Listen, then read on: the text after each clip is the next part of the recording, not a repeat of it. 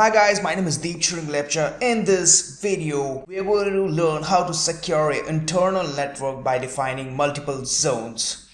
And in the previous video, we talked about the default behavior of the firewall. Now, let's see how and why actually we create zones. So let's begin. Here you can see that we have got three zones. Over here, this is my inside zone, this is DMZ1, and this is ISP. Why do we even care about three zones over here? Such as, let's say we have a company and we are hosting our web server over here, and we have our internal computers connected to the inside network, and that server is connected to that switch as well, and that internal network is actually connected to this firewall 0/0. What happens if my web hosting server is in the internal network? When the outside users actually access that server from the outside interface, your network is actually not secure, right? It is dangerous to place your servers or hosting servers within the same internal network. So for that reason, what we can do is we can actually place our hosting servers and all those servers, or we can define the server farms in another zone, and we can have our internal network securely divided, creating another zone. So here is our internal network, and here is our server farm, and another one, this would be our internet connectivity. So this is the firewall. It has three interfaces connected to different zones. So how our security level are defined in these zones? Let's understand the inclined plane. The highest security level, the medium security level, that is going to be actually assigned on DMZ1, and this is going to assign to the ISP. So 100 would be your inside network, so our security level over here would be 100. That is the most trusted network. 50, we are going to define security level over here. 50, this one is our DMZ1. You can define any name to this zones. And 0, security level 0 would be for our external or outer interface. So 0/0 would be named as inside, and that has the security level of 100. That means whenever you actually define the name inside, it's going to actually assign the security level 100 by default, and it's predefined in the firewall. When you go to interface 0/1 and you define DMZ1, it's going to take the security level 0 by default. Then we can actually manually configure the security level from 0 to 50. All right, so on the outer interface, we're going to define outside network. When you define outside, again, it's going to actually assign 0 security level, and by default 0. It's fine for the outside. So why do we even define the security level? As we know that 100 can actually access DMZ1 or security level 50, and 50 is allowed to go down to 0. That means only TCP and UDP is allowed. And what about the 0? If 0 wants to communicate with 50, that means you have to define an external force that is known as access control list.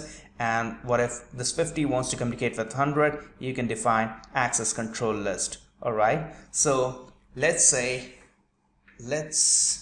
see how the traffic is going to flow from inside to DMZ1. Let's say from inside to DMZ1, TCP and UDP is allowed. From DMZ1 to the outside interface, TCP and then UDP is allowed. And what about from inside to outside 100 to 0 TCP and UDP is allowed. That means from higher security level to lower security level, TCP and UDP is allowed. What if we talk about another traffic that is coming from outside to DMZ1? If from lower security level to higher security level you're transmitting the traffic, that means it's denied by default. That means UDP and TCP is denied. From 50 to 100, when DMZ1 wants to communicate with inside network, that means by default TCP and then UDP is denied. And what about the ISP to inside? When ISP wants to communicate to inside network, that means TCP and UDP is denied. So lower security level cannot enter to higher security level or cannot communicate to the higher security level. Let's say, what about the ICMP? From DMZ1 to ISP, from inside to DMZ1, and from inside to outside, ICMP is denied by default, either from inside to outside or from outside to inside.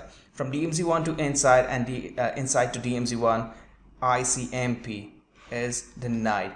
And what about DMZ1 to ISP and from ISP to DMZ1, ICMP is denied.